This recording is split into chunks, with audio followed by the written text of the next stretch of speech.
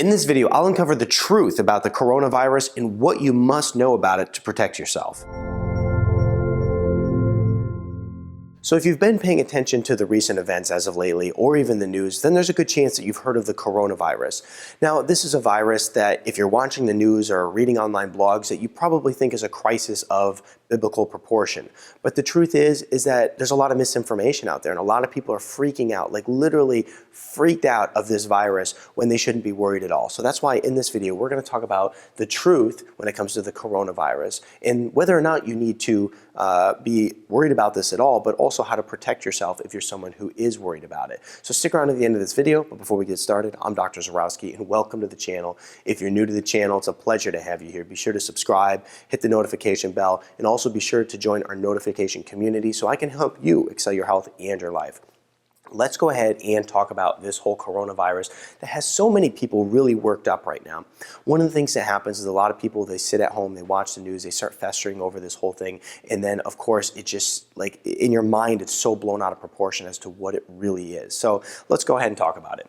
This started in Wuhan, China, okay? So this started in China, and for the most part, it remains in China. There's a couple of areas of the world that it has spread to, a couple of different countries. It's even here where I live in the United States, but there's only been cases that have been reported. There's been no deaths from this issue as of right now. By the time that you see this video, the statistics will have changed. So I'm gonna mention some statistics in this video. However, they will not be hard because they are going to constantly change over the next coming weeks and potentially months.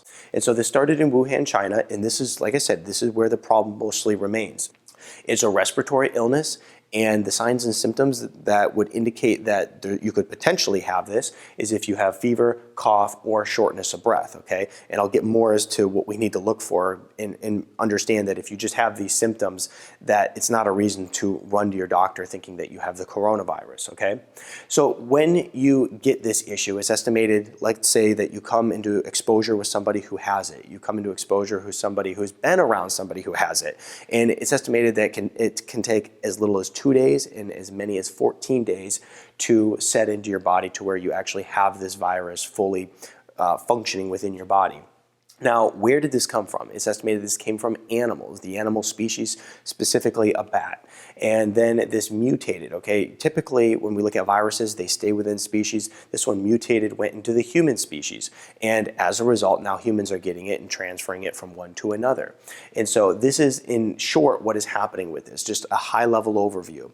Let's go ahead and keep looking at this issue. What's happening with it over in China, okay? So one of the things that's really crazy is that in China, they are going and doing every precautionary measure that they can in order to make sure that this doesn't just go and blast out of control.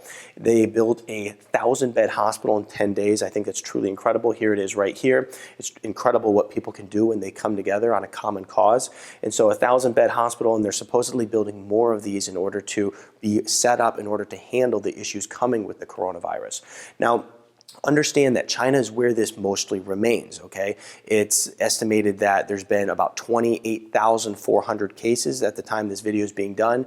And when we look at how many of them are occurring in China, over 28,000 of them are actually in China. And we look at the deaths involved. The deaths are pretty much all in China. There's one in the Philippines. There's one in Hong Kong. When we look at here in the United States, there's been 12 cases as of right now, but there has been no deaths. So that's something that's very important to understand. Now, the CDC has considered this a national emergency. The World Health Organization has considered this a global health emergency. What does that mean? Because a lot of people saw this and they have went totally into crisis mode, and they have, they just think that they're going to get it, and they're just spontaneously going to get this coronavirus at any moment. When the CDC and the World Health Organization, and even over in Wuhan, China, they're making these efforts to stop this thing, they have to escalate to a certain level in order to actually have the resources, to have the physical resources, the funding, everything, and also to communicate with other countries in order to make sure that they're reporting all this properly, they're working together properly.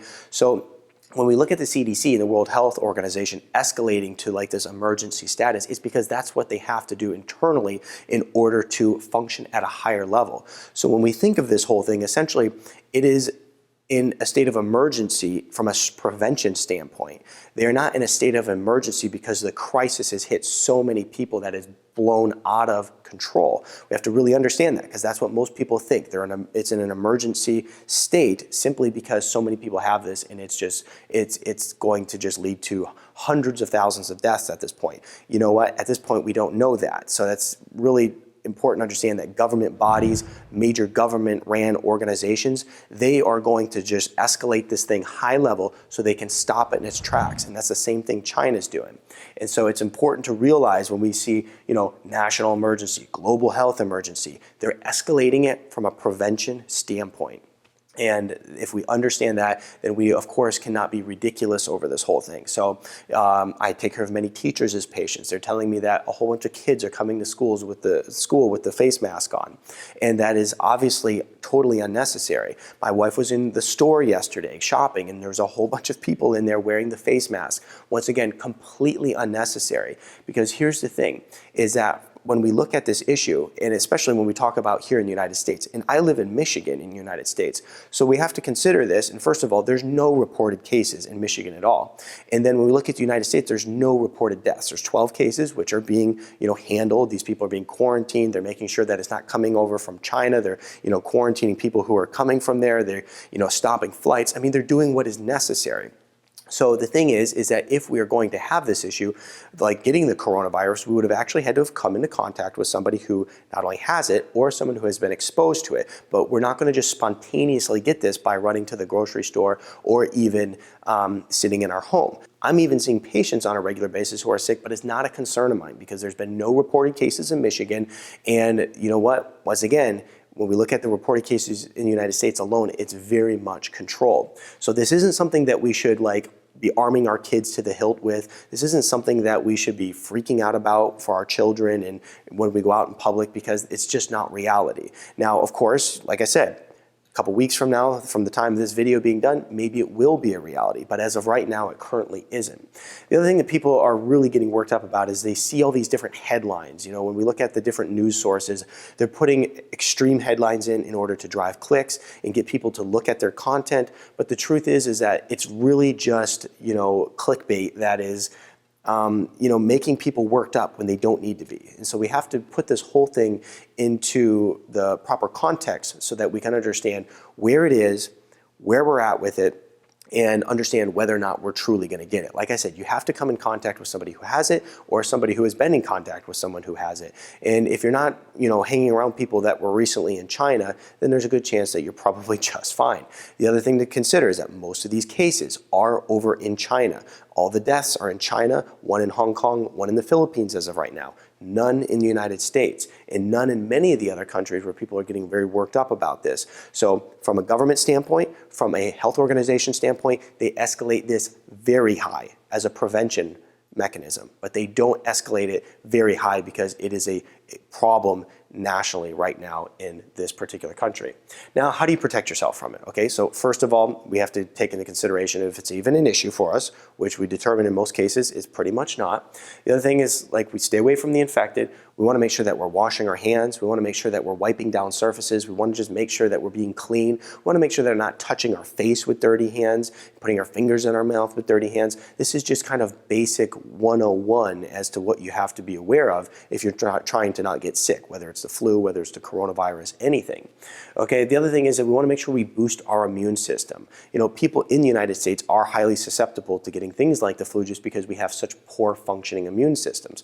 Well, the coronavirus wouldn't be any different. So we have to make sure that we're working to boost our immune system to basically, keep this coronavirus off of us if it ever did become an issue.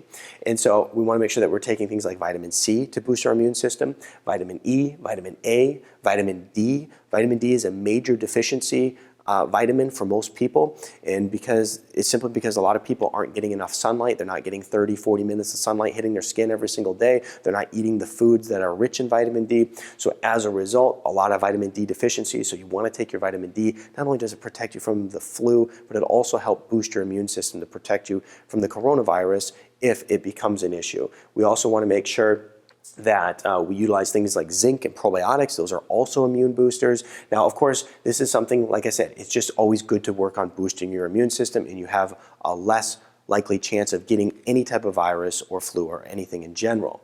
The other thing is we want to make sure that we're eating healthy. I mean, I know that that kind of is an obvious standpoint here, but we have to make sure that we're eating good, healthy foods, make sure that we're not just consuming tons of immune depressing foods like sugar. So be aware of that and always work to boost your immune system up. If for some reason you think that you've been exposed to someone with the coronavirus, you've been over by China, make sure that you just call your doctor, let them know that you think it's an issue, and then you can go ahead and schedule an appointment with them and get a checkup. It's very important to really understand, though, this issue where it stands right now and what we need to be worried about and what we don't need to be worried about. Because like I said, when we go and we have all these teachers that are working with students that are wearing a face mask, that's totally unnecessary at this point. And when we have people going to the grocery stores wearing a face mask because they think they're going to get the coronavirus in a place that it's not even at, it's also completely unnecessary.